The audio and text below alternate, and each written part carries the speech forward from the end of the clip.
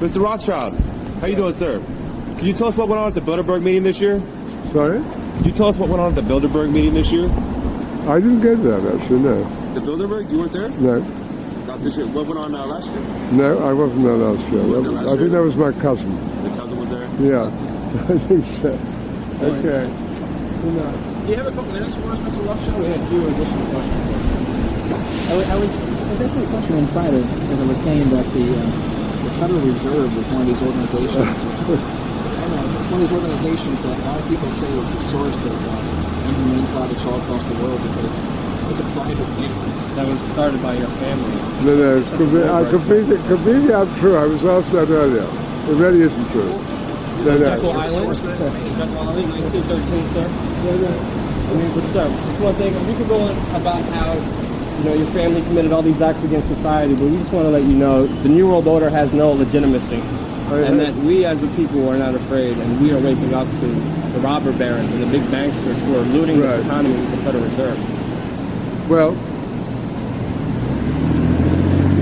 we just want to let you know the New World Order has no legitimacy. And then that we as a people are not afraid, and we are waking up to the robber barons and the big banksters who are looting this economy with the Federal Reserve. well, The Rothschilds family did start the Federal, they divided Europe first, took over Europe, the Napoleon. Don't exaggerate. No comment on that, sir? Very happy to have with me here today Lord Jacob Rothschild. Jacob, thank you for coming. Not at all. I know how proud you are to be Jewish.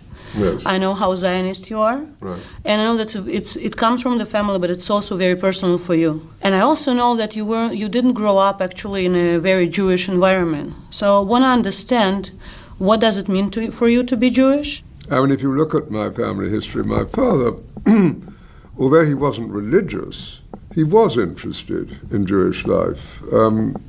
He was involved in Israel. He went to the Weizmann Institute often. Remember your first visit to Israel? I remember it very well. I went in 1962, and I was very lucky because I went under the auspices of the philosopher Isaiah Berlin. And I went with him, Nicholas Nabokov, Isaac Stern, the violinist, and Raimund von Hofmannsthal, who was the son of the Hofmannsthal of Strauss days. And life was very different in Israel then. We went around kibbutzes hearing Isaac Stern, Casals, Mervyn Rose, Istomin playing. I understand that you were in Israel, in Jerusalem actually, at the 6-Day War. I was there, yeah. It was very odd. I was asleep, and then the telephone rang, and it was Marcus Siep, who also was a big influence on my life in those early days. And he said, "We're going." So I said, "Where?" And he said, we're going to the war. I said, "Okay, I'll get up." And we went to the airport, and